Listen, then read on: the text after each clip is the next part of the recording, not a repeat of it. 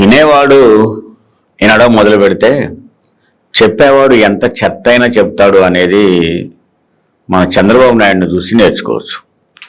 ఇటీవలనే చంద్రబాబు నాయుడు గారు చెప్పిన మాటలు నవ్వు వస్తూ ఉంది, ఆశ్చర్యం అనిపిస్తుంది. ఈయనకేమన్నా వయసును బట్టి ఏమన్నా మతి చెడిందా అని కూడా అనిపిస్తూ ఉంది. ఒక్కసారి ఆయన మాటలు విందాం, తర్వాత మాట్లాడుకుందాం. గ్యాస్ సిలిండర్ తో వంట చేయొచ్చని చేసింది నేనే చేశాను కంబైన్డ్ ఆంధ్రప్రదేశ్ లో. విన్నారు కదా, మరొకసారి విందామంటే మరొకసారి కూడా విందాం. గ్యాస్ సిలిండర్ తో వంట చేయొచ్చని చేసింది నేనే చేశాను కంబైన్డ్ ఆంధ్రప్రదేశ్ లో. విన్నారు కదా, గ్యాస్ సిలిండర్తో వంట చేయొచ్చు అని చెప్పేసి కంబైన్డ్ ఆంధ్రప్రదేశ్లో ఆయనే నేర్పిండట అందరికీ. అంటే గ్యాస్తో వంట చేసుకోవచ్చు, అంతకుముందు పొయ్యిల కట్టెలతో చేసుకున్నారు కాబట్టి గ్యాస్తో వంట చేసుకోవచ్చు అని చెప్పి నేర్పించిందట.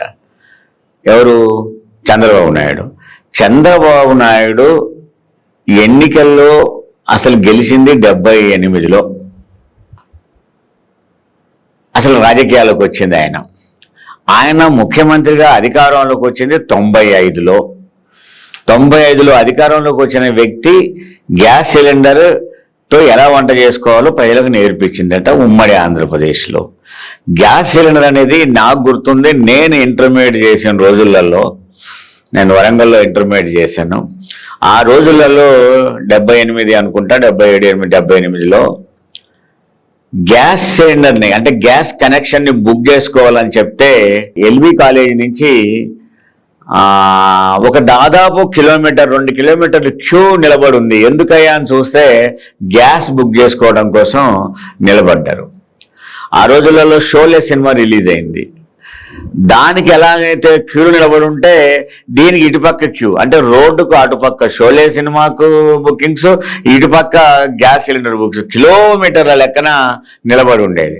మరి 77, 78, 79లో గ్యాస్ బుకింగ్లు కిలోమీటర్ బుక్ చేసుకుంటే మరి ఈయన 95లో అధికారంలోకి వచ్చిన ఆయన గ్యాస్ సిలిండర్ని ఎంతో ఎలా వంట చేసుకోని ప్రజలకు చెప్పాడు అనేది నాకు ఆశ్చర్యం అనిపించింది. ఏది పడితే చెప్తాడు అతను.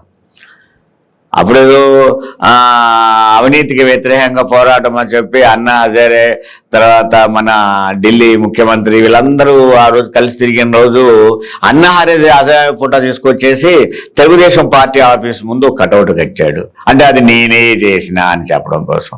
బీసీ అవేర్నెస్ ప్రోగ్రామ్ వచ్చేసి బీసీ రిజర్వేషన్లు, బీసీ సమస్యల మీద ఒక ఆందోళన కొనసాగుతా ఉంటే ఆర్ కృష్ణయ్య కటౌట్ తీసుకొచ్చేసి టీడీపీ ఆఫీస్ ముందు పెట్టాడు. ఏది చూడు అది నేనే చేసినా, మరి ప్రజలు నవ్వుకుంటారనే కనీస జ్ఞానం కూడా లేకుండా మాట్లాడుతూ ఉన్నప్పుడు నవ్వుకోవాలా, లేకపోతే ఈయన అమాయకత్వం అనుకోవాలా, లేదు కావాలని ప్రజలను అమాయకుల్ని చేస్తా ఉన్నాడా అనేది మనం తెలుసుకోవాల్సి ఉంటుంది.